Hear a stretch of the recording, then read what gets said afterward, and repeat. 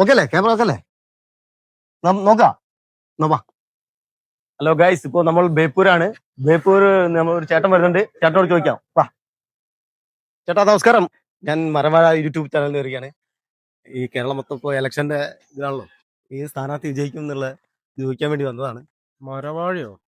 വല്ല പണിക്കും പോയി ജീവിച്ചറാ.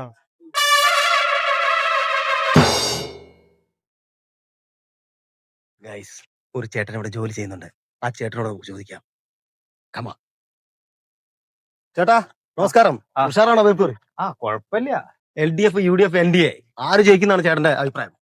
ആര് അയച്ചാലും ഈ പണി ഇപ്പൊ ഞാൻ തന്നെ എടുക്കണം. ചേട്ടാ നമസ്കാരം.